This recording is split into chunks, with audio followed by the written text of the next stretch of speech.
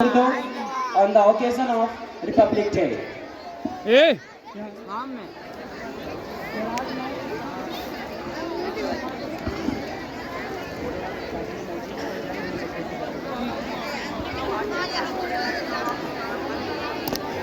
आली जनाब लायक एहतराम एमडी सर, आली जनाब प्रिंसिपल साहब और तमाम असातिजाओं और अजीज साथियों और बाहर से आए हुए मेहमानों, अस्सलाम वालेकुम।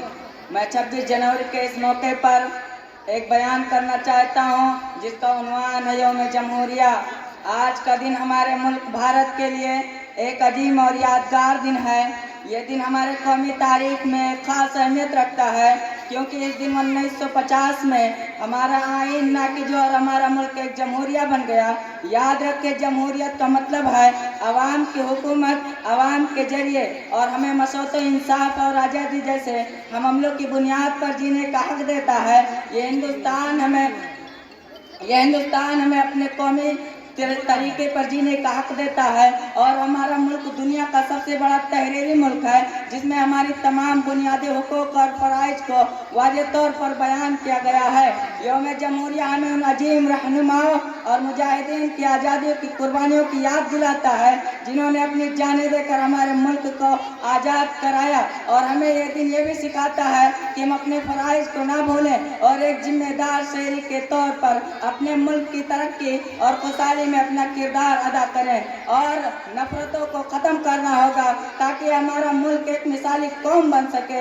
आज हम सबको यह अहद करना चाहिए कि हम सब अपने मुल्क की हिफाजत करेंगे, बिल्कुल उस तरह जिस तरह चंद्रशेखर आज़ाद ने किया, डॉक्टर भीमराव अम्बेडकर ने किया, नवाब सिराजुद्दौला ने किया, भगत सिंह ने किया। हाँ, बिल्कुल उस तरह जिस तरह टीपू सुल्तान ने किया। अंग्रेजों को यह एहसास हो चुका था कि टीपू एक ऐसी चट्टान है जिसे रास्ते से हटाया जाना जरूरी है। अगर सुल्तान जिंदा रहेगा तो हम अपने नापाक इरादों से कभी भी कामयाब नहीं हो सकते। और सुल्तान को घेर लिया गया, लेकिन सुल्तान भी अपने ताकत और बलबूते लड़ता रहा और अंग्रेजों के सामने घुटने नहीं टेके। उसका ये कौल मशहूर रहा कि गीदड़ की 100 साल जिंदगी से शेर की एक दिन की जिंदगी बेहतर है। और टीपू सुल्तान को जब अंग्रेजों ने घेर लिया तो कहा है, सुल्तान अभी भी तुम्हारे पास वक्त है, तुम्हारे जान को भी बख्श दिया जाएगा और तुम्हें माल भी दी जाएगी और बादशाह भी दी जाएगी, बस तुम हमारे हाथ में हाथ दे दो और हमारे साथ आ जाओ। सुल्तान ने कहा,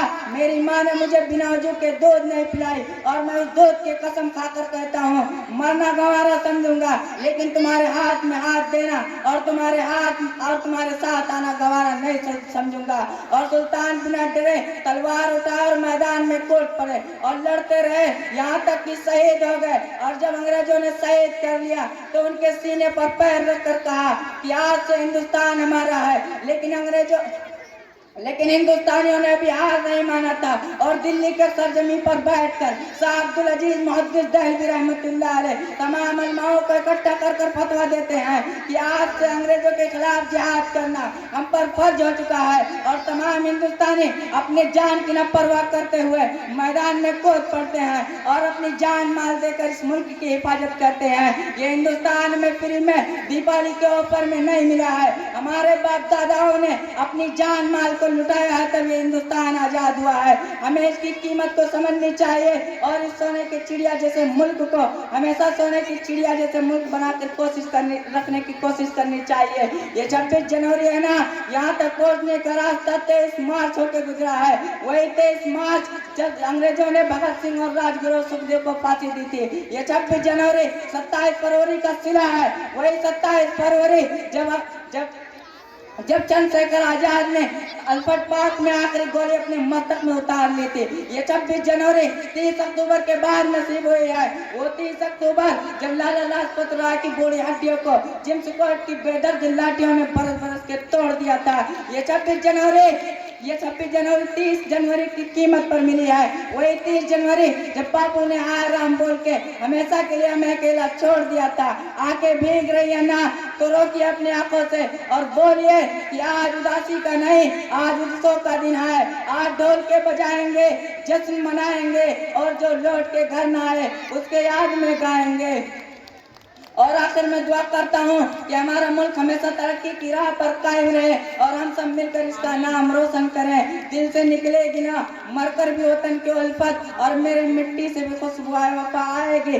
मैं अपने मुल्क के लिए सिर्फ इतना कहना चाहता हूँ, लबों पर हम सजा कर आए थे कुरान निकले हैं, वतन पर मरने मिटने लिए अरमान निकले हैं। लबों पर हम सजा कर आए थे कुरान निकले हैं, वतन पर मरने मिटने लिए अरमान निकले हैं। और जमाना अगर तुला है जान लेने पर तो क्या डरना, और जमाना अगर तुला है जान लेने पर तो क्या डरना। हथेली पर सजा कर हम भी अपनी जान निकले हैं, हथेली पर सजा कर हम भी अपनी जान निकले हैं। जय हिंद जय भारत। बहुत अच्छे, वाकई में इस अंदाज में और निहायत ही इस खूबसूरत भाषा में जो बच्चे ने अपनी बातें रखी वो काबिल तारीफ थी। बस ये बात हवाओं को बताए रखना, रोशनी होगी चिरागों को जलाए रखना, लहू